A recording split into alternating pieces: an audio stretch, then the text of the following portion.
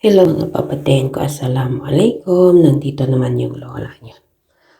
Ngayon, nandito kami sa nanay ng amo ko. Tama-tama pagdating namin, mayroon silang parting gawain. May party daw. Tapos, ngayon nagsabi siya sa amo kong babae na pwede ko daw matulungan yung katulong niya Ethiopia maglinis ng mga initan ng pagkain niya. Oo, ayan, iba't ibang color yan. Rectangle yung yung design niya, guys. Kahit ganyan lang kaliit tingnan yan, mabigat.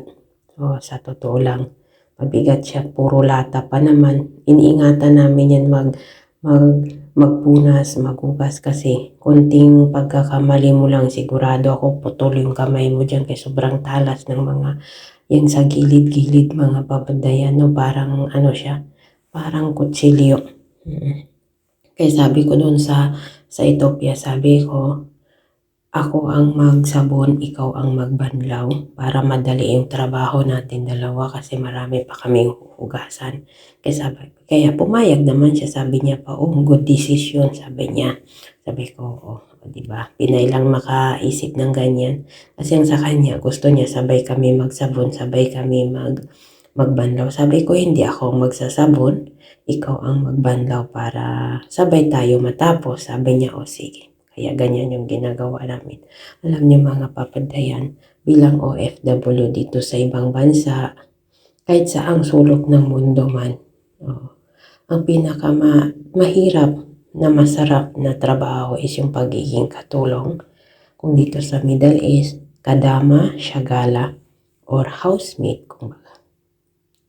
Kasi bihira ka lang makakita dito ng talagang katulong na yaya ka lang, tagaluto ka lang, or di kaya linis bahay ka lang, yung ganon. Mostly kasi dito is all around talaga. Yung ikaw lahat, laba, plansya, yung luto, linis ng bahay, paminsan linis pa ng sasakyan tulad ko.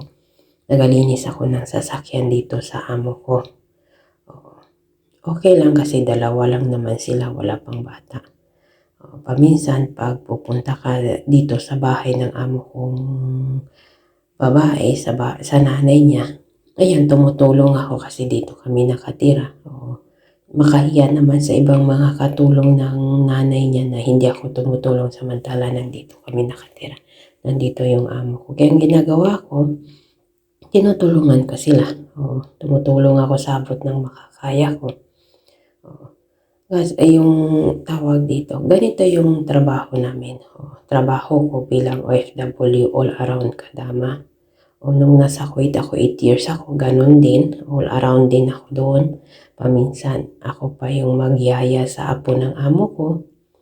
Kasi mga sinto-sinto yung mga apo niya doon. Hindi kaya ng isa lang, paminsan 3 pa kami. Pang-4 pa yung taga-driver namin doon na ibang lahi din. Dito sa Dubai, mag 5 months pa lang ako. Alhamdulillah, okay naman ang lahat. Sana walang pagbabago. Bilang OFW, kailangan talaga matatag yung isip mo, yung puso mo. Huwag ka paapekto sa emotion mo. Kasi pag magpaapekto ka sa emotion mo, may problema kang nararamdaman or di kaya yung may iniisip kang nagumugulo sa sarili mo. Kailangan talaga matibay yung puso at isip mo. Huwag kang paapekto doon. Kasi pag nagpaapekto ka, maapektuhan din yung trabaho mo, pati yung amo mo, maapektuhan din. Kumbaga, kailangan lang pag nandito tayo sa abroad, kahit gaano pa yan kahirap, enjoy lang natin yung buhay. Enjoy natin na tapusin yung trabaho natin. Mahalin natin yung trabaho na meron tayo. Kasi alam niyo mga papadayan, pag nakikita ng amo na totoo ka sa trabaho mo, loyal ka sa kanya, ma-appreciate niya talaga yung lahat ng ginagawa mo. Kaya yan yung isa sa kumbaga lesson na natutunan ko bilang OFW. Sa tagal ko nang bilang OFW. Kaya kahit gaano kahirap, kailangan talaga mangibabaw yung isip mo kaysa sa puso mo.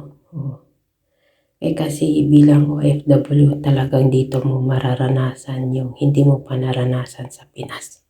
bilang OFW kadama ka, mga papadayan. Kaya maraming salamat na mahaba-haba na rin yung mga sinasabi ko. Ayan, malapit na rin kaming patapos dyan mga papadayan ko. Kaya kailangan talaga na matatag yung puso at isip. Insyaallah lahat tayo magiging okay. Mahirap man na trabaho pagiging OFW, nakadama, syagala, housemaid or katulong man. Pero kumbaga ako bilang isa sa katulong dito, proud ako sa sarili ko. Kasi kahit maliit man ang tingin ng iba sa trabaho ko, pero para sa akin malaki na ito kasi dito ko kinukuha yung binubuhay ko sa mga anak ko. Lahat ng pangarap at gusto nila sa buhay nila is makukuha nila ng dahil sa pagiging katulong ko.